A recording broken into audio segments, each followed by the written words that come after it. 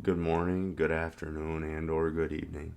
My name's Jake, and I'm the owner of a startup woodworking company in the capital region of New York called Candid Craftsman. You can find me on Instagram and Facebook under the handle Candid Craftsman. Also, my handles will be in the description of this video. Anyway, in today's video, I'm going to be building a U.S. flag tribute for the 250th anniversary of the signing of the Declaration of Independence. Please stick around till the end of the video. If I go through every process on this job, so hopefully it goes smooth. This video is going to be a voiceover. I picked up a microphone and I want to try to do that audio voiceover thing. So I hope you enjoy this video and get something out of it. Starting here with jointing the face grain of these stripes that go on the flag, because when I filmed the ripping of these stripes on my table saw, I didn't have the camera on my phone set to the right settings to get the camera quality that I desired to make this video. So we are starting here, joining the ripped edges of these strips. So the first thing I do is I flatten out the face grain of the strip or the board, and then I put that jointed face up against the back fence to joint the ripped edge of the strip. So that way I have 90 degrees around 3 of the 4 planes of this strip. Eventually we'll be taking this to the planer, and I'll mention why it's so important that face grain is flattened out. But here it's a good moment to kind of look at my setup with the joiner. It's a bench joiner. It's a little guy. It's got that off-feet table I made because I needed to be able to get 3 feet of a straight edge for a job that I'm working on separate to this. But that table comes in handy for even things like this too. I will say that this the dust collection on this joiner is perfect. I mean, the size is perfect, the dust collection is perfect. I like it. I think it does a good job. I highly recommend wearing those grippy gloves when using these joiners, and respect the cutter head. As you can see that cutter shield moving out of the way there for me. I respect that cutter head, right? There's warnings all over these machines, so I don't think I have to go too far into that.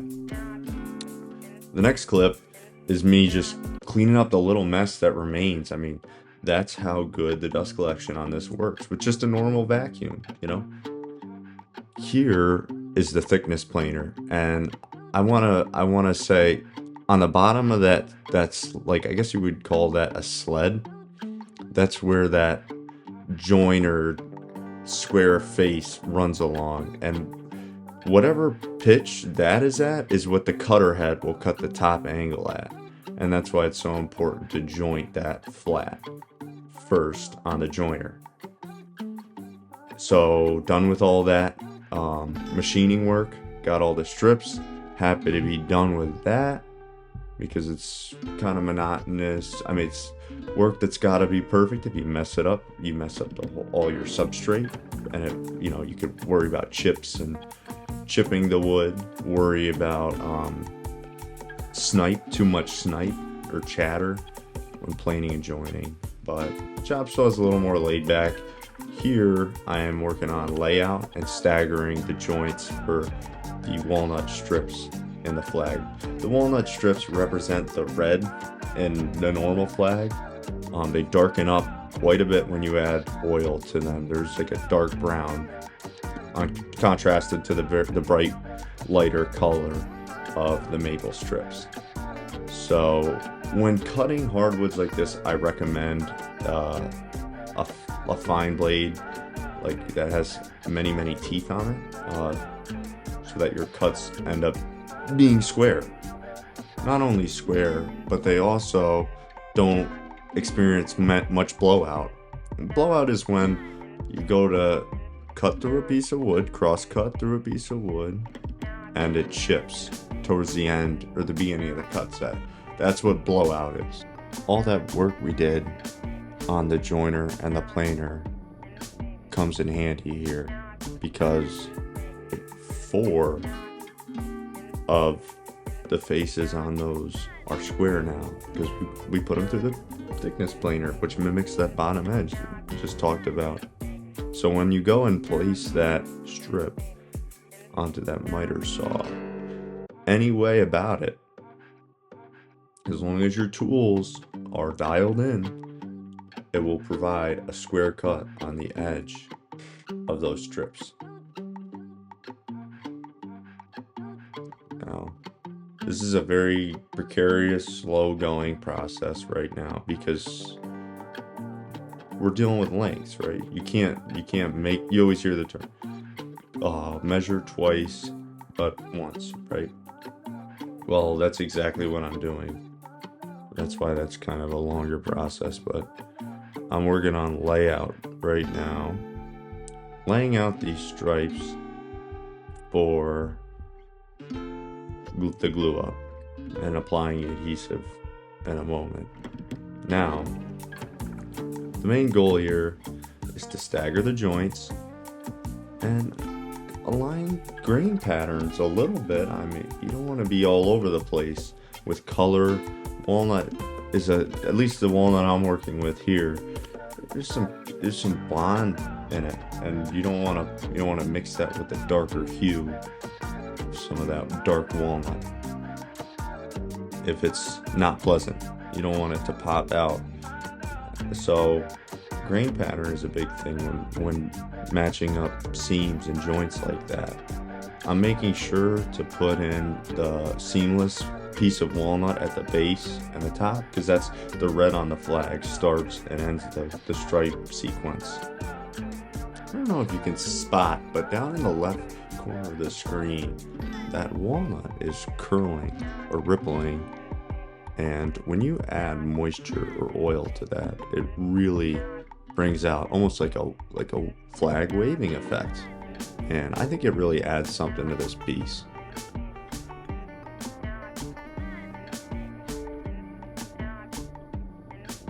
So when I'm matching up all these seams right here, long ways and crossways, I'm really looking at the joint as it meets up to the union. Also, something worthy to mention is after the glue up's done, sometimes you go and belt sand it looks fine, and then all of a sudden you belt sand open a crack or something, and that's never good. So the union was a little long, so I had to join it down. Now you'll see, even after the glue up and compressing all these pieces together, I have to hand plane it down a little bit too. I was always told to just put glue on and never mind brushing it on, but when I do cutting boards, I brush it on thoroughly. I want every surface that gets jointed together to have glue on it. I want this board to be used, and I want it to be very durable, and that's my thinking. Cover everything, because I have had joints just pop. Sometimes moisture gets in the joint when you're cleaning it up, because you have to clean it up or you end up with a total mess in this process, which is belt sanding the board flat and also making sure that all the glue gets off. I'm just taking 80 grit sandpaper on a 3-inch belt sander, and I'm taking off that really stubborn glue residue that didn't get off with the water cleanup. Little by little, I set this on medium setting because I don't want to burn up the wood at all. And also, it's nice when the belt sander's on medium because it doesn't get away from you. This tool really takes off a good amount of material fairly quickly if you run at full speed. 80 grit kind of protects you a little bit it acts as a barrier. If you use 60 grit, you can end up with maybe a divot in the board pretty quickly. Doing this outside is the way to do it, because it really makes a big mess, even with the bag, which does work, by the way. That bag actually collects a ton of dust. I still wear a respirator, still have ear protection. This is one of those machines that's just kind of not only abrasive on wood, but abrasive on you. It makes a big mess. So bring it outside if you can.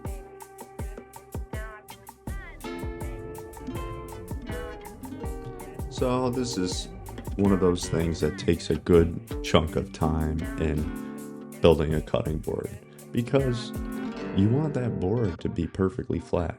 You want a table that you can really judge off of. When I say judge off of, is compare the flatness of the table to the flatness of your board.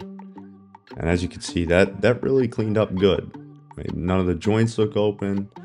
It's got a good color to it, pretty consistent on both sides. But as far as everything goes, I would say that was a win. Just cleaning up all that dust with that air compressor. I mentioned this in an earlier audio clip, I believe. This is just, even after you compress all that wood, there's maybe, I think there was about a 1/16 of shavings I had to take off of this with the hand plane. I took it off with the hand plane because I didn't want to run it over the joiner, and if at this point you have more time invested, if anything went wrong, it would be a real shame. Take a loss like that this far in would not be fun. So just cleaning up this flushing up this union to the top of the flag there.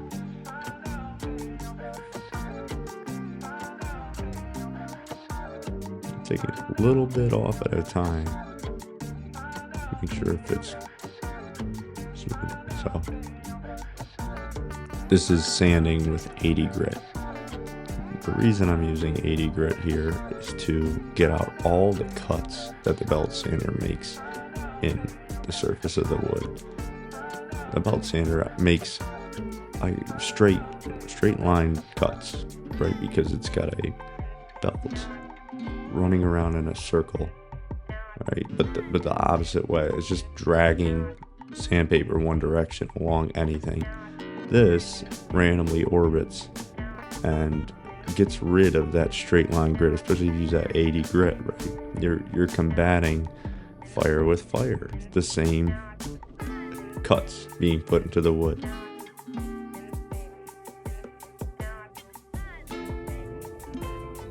I'm also getting some wood filler that I put in the joints. Some joints that could use the little assistance. I put my homemade wood filler in there, packed it in. It worked well. Took a little bit to get it off. It always does. You always think, oh, this stuff's gonna come right off, and it doesn't.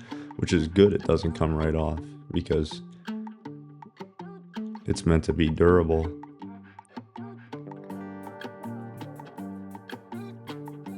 The orbital sander is also 2 inches wider than the 3-inch belt sander, so it helps to some extent flatten out some of the rolling hills that belt sander can make. So once it's sanded to 80 grit, that's when I still can work with it. I don't mind if I still can sand a couple of surface scratches out. So I'm gonna put just using this hole saw to cut the perimeter out in the center of this union for the medallion inlay. I have that blade marked with a Sharpie, just checking the depth of that cut with the hole saw. Then I'm going to go in with a mortising bit with my router, and I'm going to take out all that material just freehand. That router is really stable, and it was a gift, and I really appreciate it. It is an amazing tool. I use it all the time. It's very, very effective when it comes to doing mortises like this. And I went in and I thought, maybe not take it all out at once, because that leads you at a higher risk of it pulling the router away from your control. So I didn't. I went about halfway in first, and then I go through with the second cut. That's the total depth of that original perimeter cut. And then you just clean up with like a chisel, or maybe I have an interesting tool that you'll see later on in the video. I call it my cove scraper. I use it to scrape the fat groove in these boards. I sharpened it up. It's almost like a card. I don't know if you've ever seen someone with a card scraper. It's like a card, but it's got an angle to it, so I can clean up burn marks from router bits and everything like that. This is messy. Everything's messy, but everything's messy in this line of work, but this is really messy, especially because it's walnut. I highly recommend to wear a respirator. I did, for a reason. Walnut's not pleasant to breathe in. It's a mess. So I got the vacuum right there at all times. As soon as I get done with this, I vacuum this stuff up so it doesn't collect too much. It's gonna collect somewhat, but as you can see there, that's the full disc cutout, I would say. You got it all cleaned up immediately, just like I told you I would. And there's the medallion fitting in there. Good. Just getting rid of all, putting that right in the dust box, right? Immediately. Making some fine adjustments on the router. And then I go back in.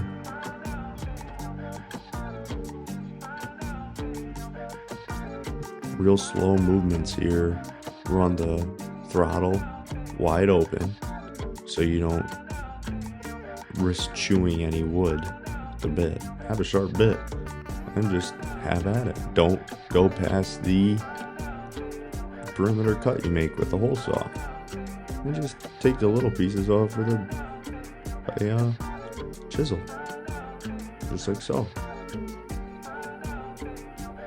There's the medallion in there, and that's in the wood about, I would say, roughly, let's just say a quarter inch. The medallion's like maybe 3/32 of an inch thick, and it leaves a nice little space for that clear epoxy to go. But on to the next step, which is the most terrifying step of the whole job, I would say, is putting in this fat groove. This is how I found to do it, with a router table, which is intimidating because you can't see what you're doing, right? So I got it lined up there with that dark Sharpie mark. I don't know if you can see, holding the router bit off of the edge of the board, and then I measured twice there in the beginning. I want to show you that, so I always check where the fence location is, where the bit location is, before you go and topple into something like this where you can't see what you're doing. And you just want to apply enough pressure to ensure that that bit doesn't move. And those clamps are tight, you know. They're not tight enough to break the cast of the table, but they're tight enough to hold that 1/2 inch plywood there so it doesn't slide when you're pushing and forcing that cutter head through that top surface of the cutting board.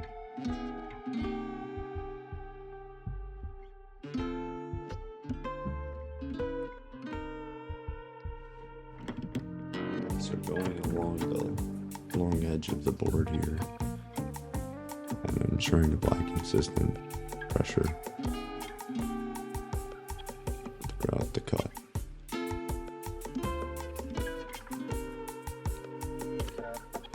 These jobs are fun.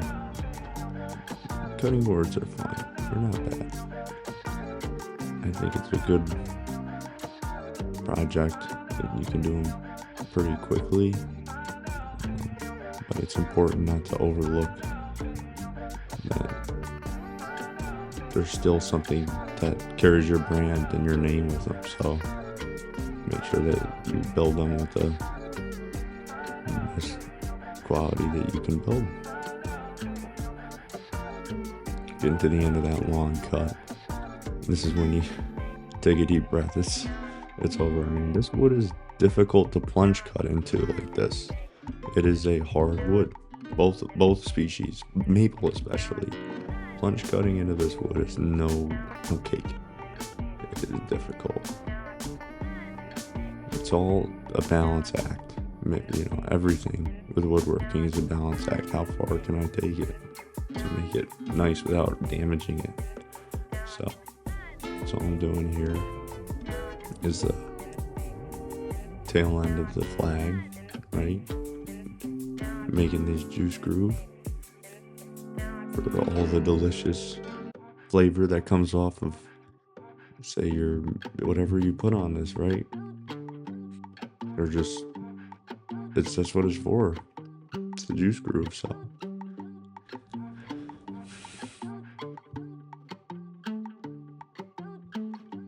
doing a little section here, and I'm not taking it through the union because I think it looks a little funny with the medallion. This is how I did the first one, and it went pretty well. There it is, burn marks and all routed up. And the tool I was talking about earlier, right here it is, the cove bit. I'm gonna just sharpen that up to I think I sharpened it up to 2500 grit, and hook up a pair of vice grips to it, and I just scrape those burn marks out from my router bit. I can't blame the router bit for making these burn marks. They take forever to clean up, though, I will say that. This takes longer than sanding the board. It's just scraping a little bit as you get. You can see it already looks better. I'm already making progress. It's easier to scrape these grooves, these long edge grooves, than the cross grain or end grain pieces. I'm gonna go through with some 60 grit, right, and knock some of that end grain flat.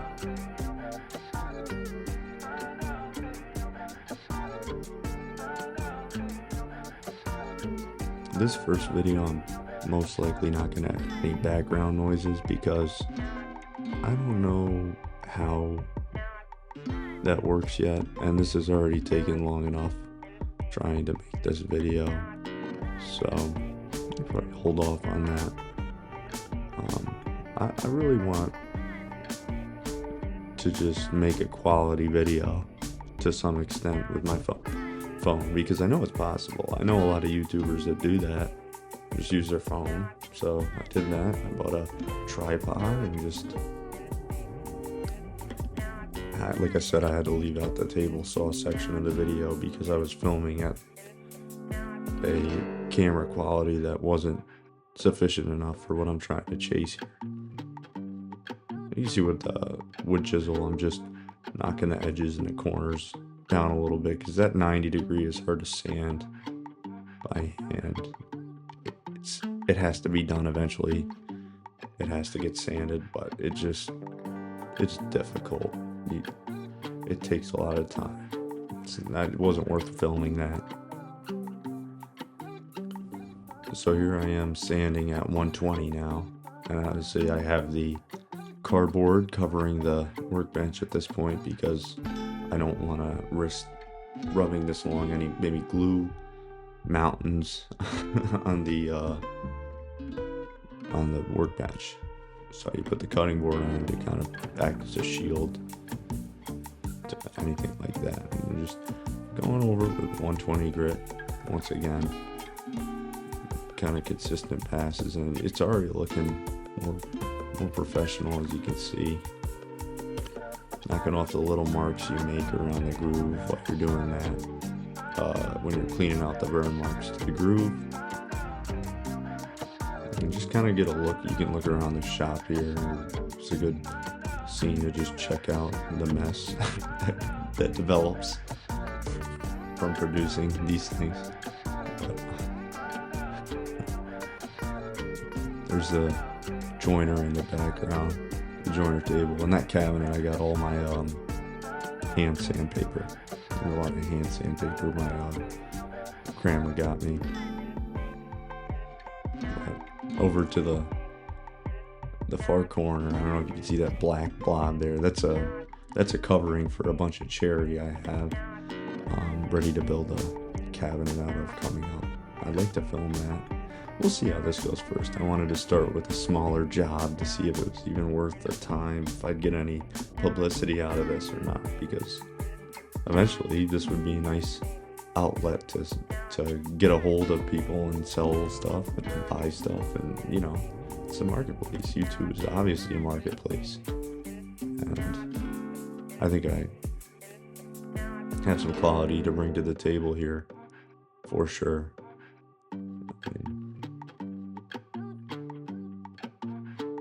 Just going through with actually 220 at this point, just whittling away at that juice groove.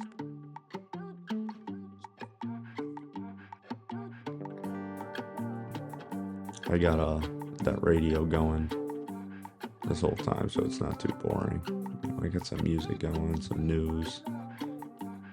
See those pallet pieces there in the corner? I gotta put up some wall in my shop. So getting ready to do that.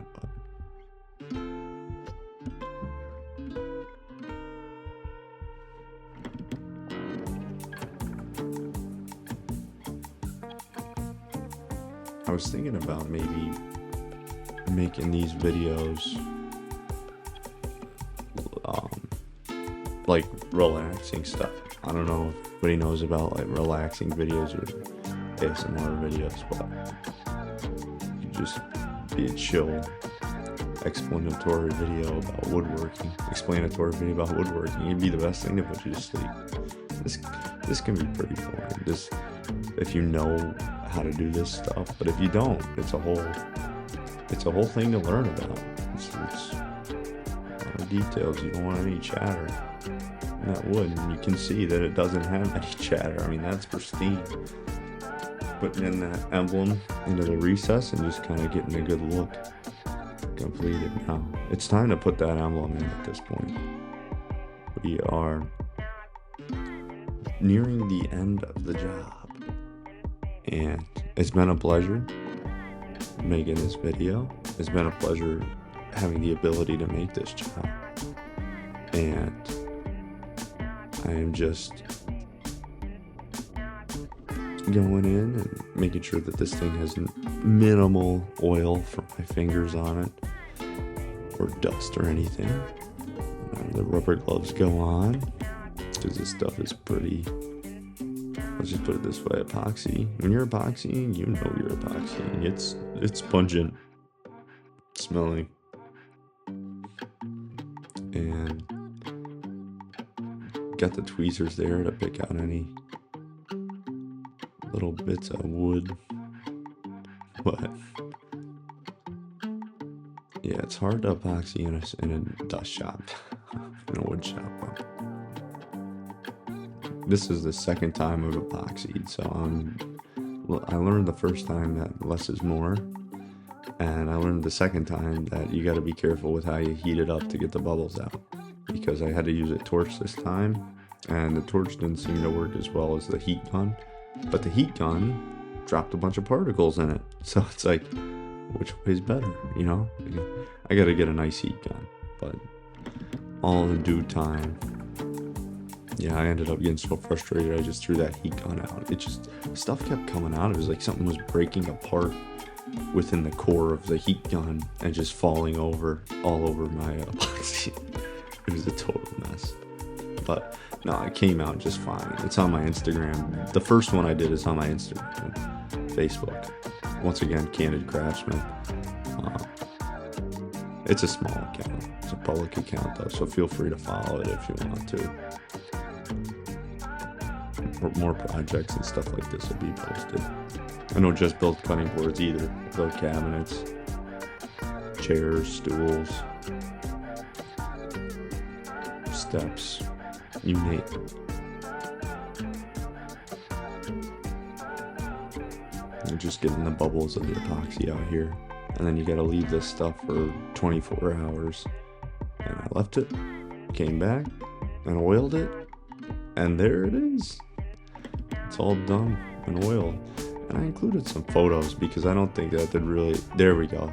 Look at that color, look at the ripples and everything. Yeah, I'm proud of this one.